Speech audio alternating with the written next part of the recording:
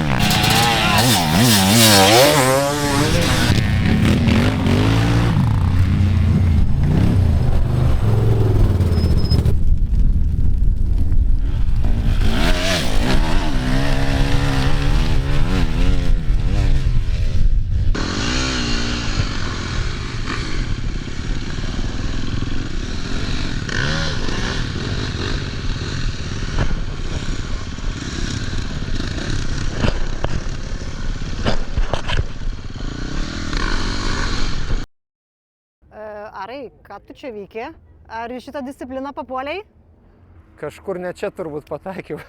Ne, iš tikrųjų, draugai seniai jau užsiema enduro. Pats irgi jau norėjau kurį laiką sudalyvauti, tai taip gavosi, kad motociklą šiemet gavau.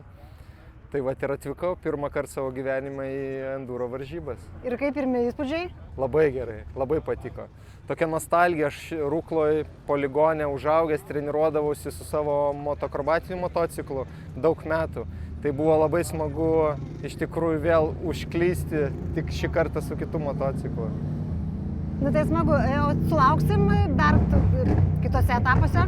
Būtinai, jeigu kalendorius nesusidubliuos, tai būtinai atvyksiu, labai patiko. O kokie planai su standridingu?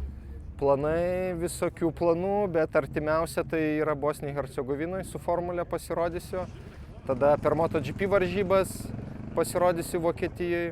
Turiu dar tokį žiemos projektą, noriu dar Gineso rekordą vieną pamušti ant ledo, greičiausiai svilį ant galinio rato.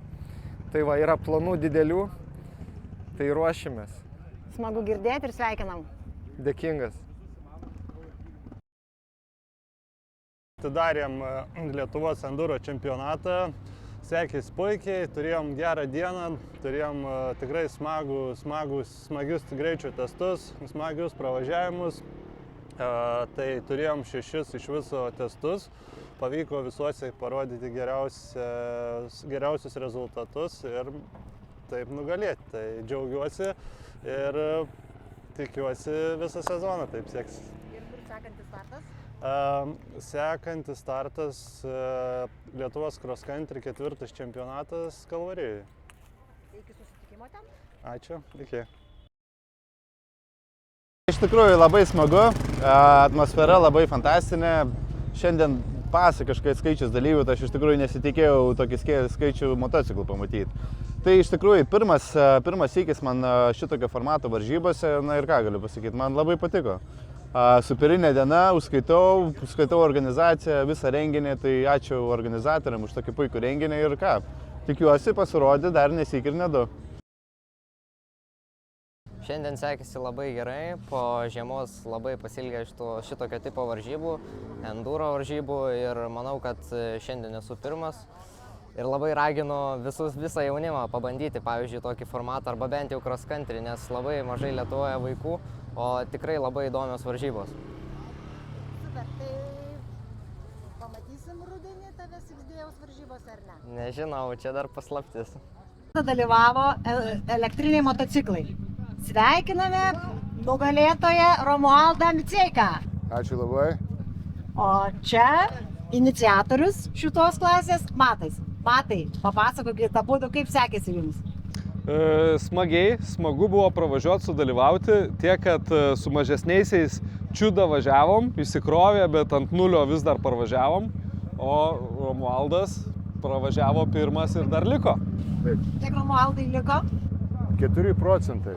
Kiek pravažiuota? Jeigu būčiau trasos ilgis, jei neklystu, 36 km, tai jei būčiau užklimpęs, būčiau negrįžęs. Tai nereikėjo tasyti, stumdyti, gazuoti, o visur pravažiavau, tai grįžau. Šaunuoliai vyrai, sveikiname dar kartelį.